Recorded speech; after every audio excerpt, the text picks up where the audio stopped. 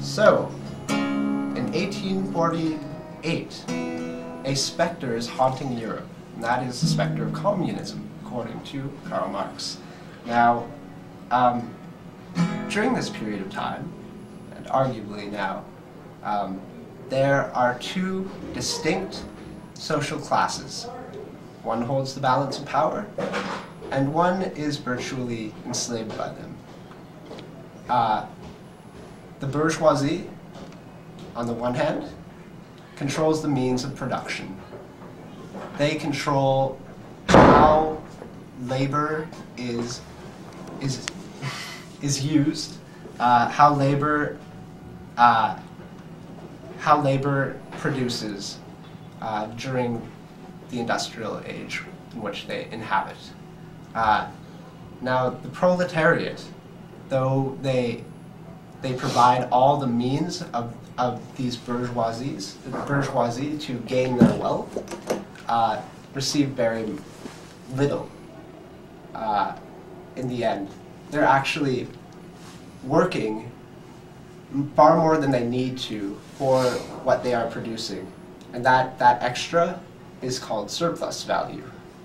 And the bourgeoisie keeps that. Now, what else is essential in Marx? Do you know Asher? I do. How would you? What have you covered so far? Bourgeoisie and proletariat, mostly. A big thing with Marx is the association of mechanistic revolutions directly contributing to social revolutions. So, revolution of the modes and means of production, such as industrialization, the automated mass production line, and various other things like that, part and parcel reduce you to a producing a piece rather than a whole as a member of the proletariat, directly contribute to the social change. Now, the revolutionizing of the means and modes of production contributes in that way because the workers do not need to be paid as much because they're doing a repetitive, simple task, and everything becomes more and more automated. And the term Marx uses for that is alienation. Well, bam! Yeah. That is a big Marx term. Yes. Sorry, I just jumped in here. Oh, no, I wanted to team up. So we're talking about, I guess, the revolution now. And according to Marx, this is something that is going to take place. It is absolutely a necessity in society. And it is interesting that the very capitalist system that depends on that surplus value that is reinvested as future capital, the continual reinvestment of surplus capital to new capital in enterprise pushes, and what he uses is erodes the differences between and gradations within the proletariat until they're all wage laborers subject to the forces of the free market. So it is the very necessity of the actions of the bourgeois which is motivated by their own manipulation and innovation in terms of production that creates the systems that necessitate a proletarian revolution. Which those three key precursors to revolution are the introduction of wage labor, which eliminates the barriers between workers because they're all wage laborers. Free trade, which eliminates the barriers between national workers, and where before things were produced in a certain place for centuries. Now factories exist all over the place producing things to be exported to another country, where before they were produced locally and perhaps for international consumers, but first and foremost from local products, from local necessity. However, now the introduction of free trade eliminates those national bounds, and finally the alienation associated with both of those causes.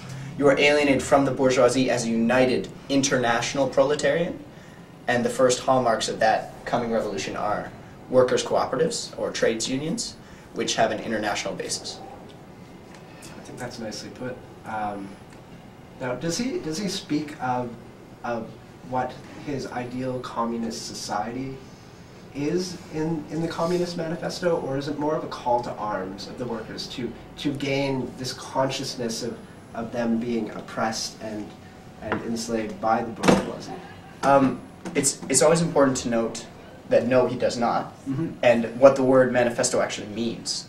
A manifesto is like almost a speaking or an awareness of what is taking place now. This is the manifesto of the Communist Party. And it's interesting that he said that because he was speaking for delegates, but it was only maybe 100 delegates. So like, he speaks as if the specter of communism is haunting Europe, but what he's really doing, he's calling that specter into being in the same manner as pretending it already exists. Like, nations decry communists, and any political party that is any way radical are called communists. But the real communist movement is born in some way out of his pretending that it already exists. Because he's writing for a tiny, tiny minority of maybe 100 delegates from various countries, but that's still 100 delegates.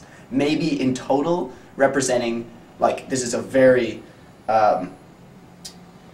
friendly, example of the numbers, but like maybe 50,000 people in all of Europe that he is supposedly representing.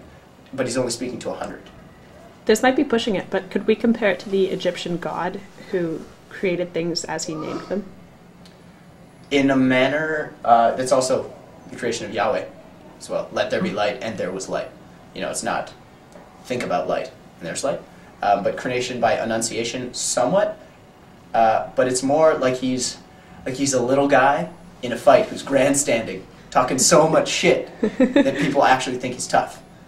Okay. So they really think communists are everywhere, behind every, beginnings of the communist scares, that communists really are to be feared when they're just a radical party responding to a legitimate issue in society, which is the oppression of the workers.